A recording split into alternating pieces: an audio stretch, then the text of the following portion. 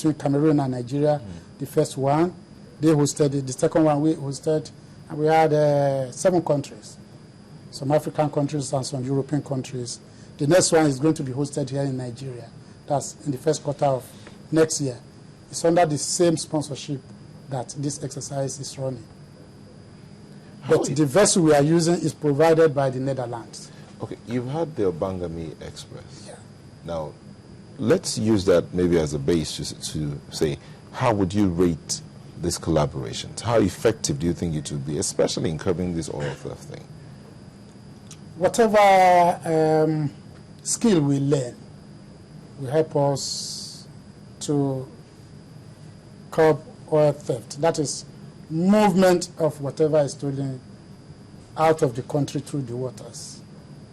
You know, no, sorry, I wanted to ask you a question. Yeah. What about the role of your personnel? Because some of your personnel have been accused of colluding with the oil thieves. It's very possible. I'm not denying that. But we wait for the names. Because the current chief of the naval staff, the current team at the naval headquarters has zero tolerance. If any of such person is known or is caught, it will be dealt with and he will regret it. That is the truth. There's trainings, I mean joint trainings. You have a buddy which has been going around countries to train them in certain things, you know, specific, so to speak. One would say, yes, we're moving away from the era where, you know, countries went to war, conventional war, and it was saying that military formations all over the world have new threats. But God forbid, if we ever have to go to traditional warfare, don't you think that everybody will know everybody's tricks? I mean, in terms of you know, the sort of uniform training we seem to be getting across board. That seems to be true, but it's not like that. There is no training that we've been taking that is not common. There are specialized trainings. Special trainings, let me just put it that way, that we may not have here, like training the nuclear forces. You understand? We don't have anything to do with nuclear weapons here or anything like that. So we may not know about it. But when you talk about maritime forces, we do basically the same thing. It's how you use what you have that will determine whether you win or lose. It's just like playing chess. Okay?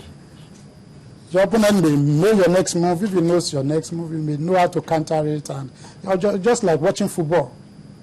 You put 11 men on each side or 11 women on each side. The aim is to score. How long it takes is 90, maybe maximum 90 minutes. If after that, you can now call for penalty shootout if there is a stalemate. So it's like that. We know what we are doing. They know what we are doing. We know what they are doing. It's how well you do it that will determine the ultimate success. In all of this, you know, sometimes we have government agencies or military even, and they say, perhaps you don't complain publicly, but we'll still want to ask, are there things you would want the government to do to enhance security for the military? Because you just told us that from 2003 till now is the fantastic moment, the golden era for the military. Perhaps they also need more. Yes, we need more. Don't think it's Oliver Twist in this. You can actually get more to secure the country. So yes. In what regard, in what area would you be asking for assistance from the government or the people? Okay. First, let me start with other people. From the media, I think we need more collaboration and investigative journalism.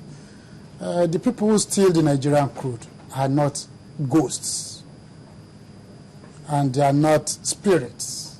They are Nigerians mostly.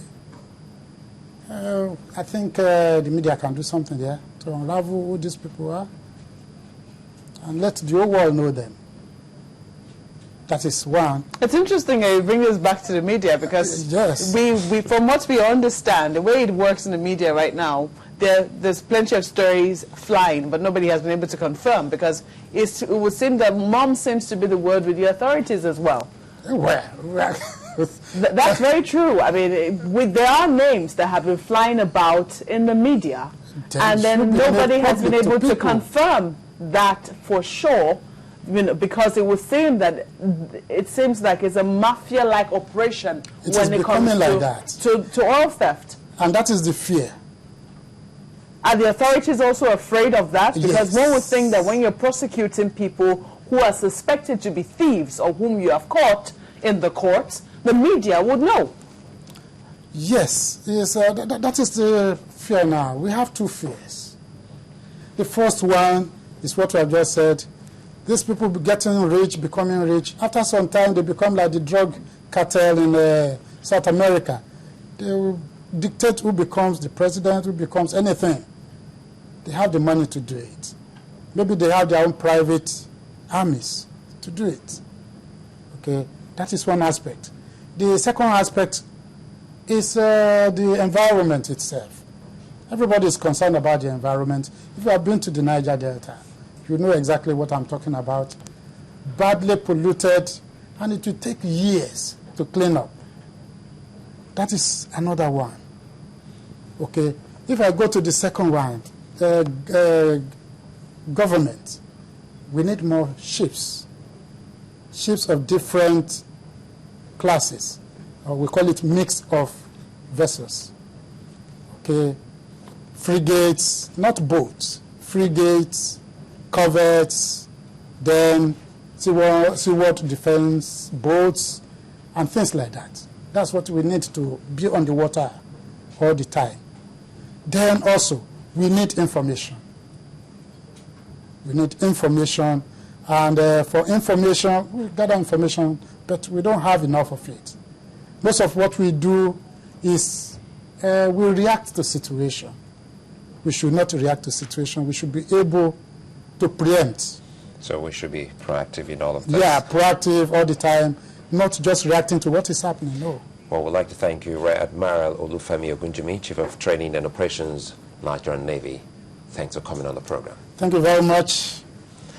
Well, so I still will take a moment now, and we'll be back shortly.